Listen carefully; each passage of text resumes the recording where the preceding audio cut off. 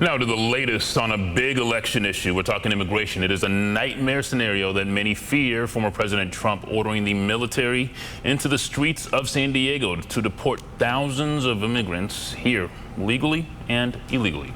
Trump has said he will order the largest deportation in U.S. history.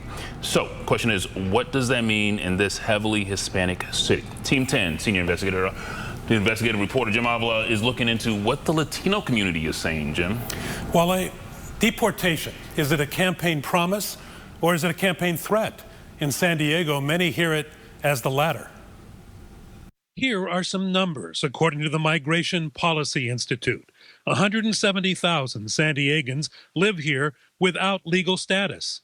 70% of those are from Mexico. And Latinos in general are the largest legal ethnic group living in the county, 35% of us. So when Donald Trump says this, many in San Diego pay special attention. We are going to start the largest mass deportation in the history of our country. There are an estimated 11 million undocumented in the country, and his threat resonates through San Diego, affecting more than those without papers.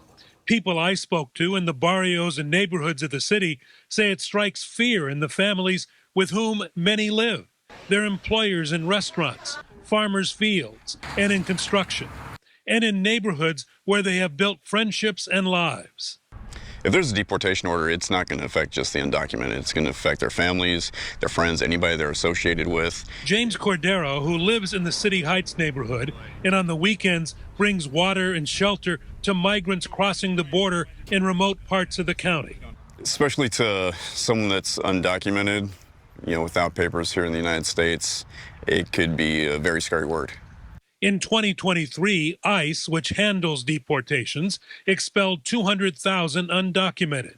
Trump is proposing a mass deportation of 11 million, which he admits means using the military, both the National Guard or the regular army, to patrol and seize immigrants on the streets of the United States.